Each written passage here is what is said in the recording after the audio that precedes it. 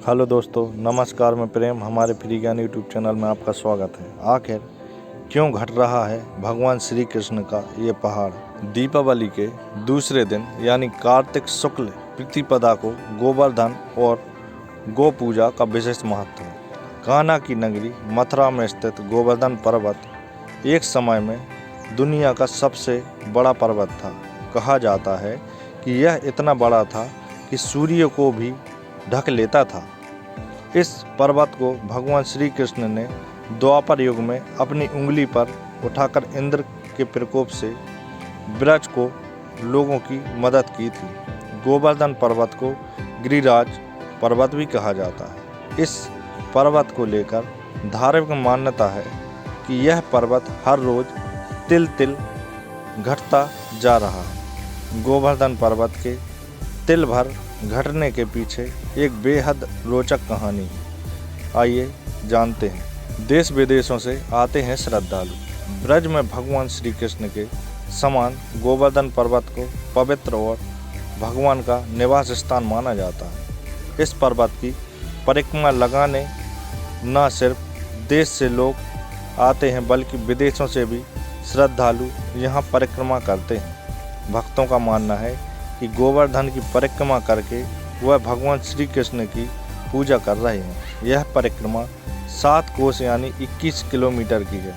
इस पर्वत का 7 किलोमीटर का हिस्सा राजस्थान में आता है और बाकी का हिस्सा उत्तर प्रदेश में आता है। यह केवल मान्यता ही नहीं है बल्कि विशेषज्ञों ने भी बताया है कि 5000 साल पहले गोवर्धन पर्वत 30,000 मीटर ऊंचा हुआ करता था और अब यह पर्वत केवल 30 मीटर ही रह गया है। भगवान श्री कृष्ण ने ही ब्रज के लोगों को गोवर्धन पर्वत की पूजा करने के लिए प्रेरित किया था।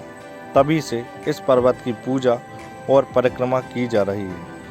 यहाँ पर सभी भक्तों की मनोकामना पूरी होती है और कोई खाली हाथ नहीं लौटता, साथ ही ना कोई भूखा रहता है। गोवर्धन पर्वत की कथा। पर्वत के हर रोज घटने का कारण ऋषि पुलस्त्य का शाप है। कथा के अनुसार एक बार ऋषि पुलस्त्य गिरिराज पर्वत के पास से गुजर रहे थे। तभी उनको इनकी खूबसूरती इतनी पसंद आई कि वे मंत्रमुग्ध हो गए। ऋषि पुलस्त्य ने द्रोणांचल पर्वत से निवेदन किया कि मैं काशी में रहता हूँ, आप अपने पुत्र गोवर्धन को मुझे दे दीजिए। मैं उसको काशी में स्थापित करूंगा और वहीं रहकर पूजा करूंगा। द्रोणांचल पुत्र मोह से दुखी हो रहे थे, लेकिन गोवर्धन ने कहा कि हे महात्मा, मैं आपके साथ चलूंगा, लेकिन मेरी एक शर्त है। शर्त यह है कि आप मुझे सबसे पहले जहां भी रख देंगे मैं वहीं स्थापित हो जाऊंगा। पुलस्त्य ने गोवर्धन की शर्त को मान लिया। तभी गोवर्धन ने ऋषि से कहा कि मैं 2 योजन ऊंचा हूँ और 5 योजन चौड़ा हूँ, आप मुझे काशी कैसे ले जाएंगे?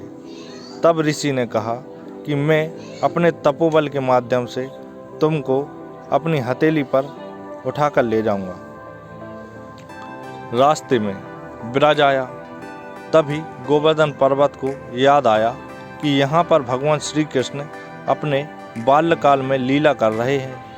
यह सोचकर गोवर्धन पर्वत ऋषि के हाथों में अपना भार बढ़ाने लगे, जिससे ऋषि ने आराम और सावधानी के साथ पर्वत को नीचे रख दिया। ऋषि पुलस्त्य यह बात भूल गए थे कि उन्होंने गोवर्धन पर्वत को कहीं पर भी रखना नहीं था। सावधान के बाद ऋषि ने पर्वत को उठाने की बहुत कोशिश की, लेकिन पर्वत हिला तक नहीं। इससे ऋषि पुलस्त्य बहुत क्रोधित हो गए।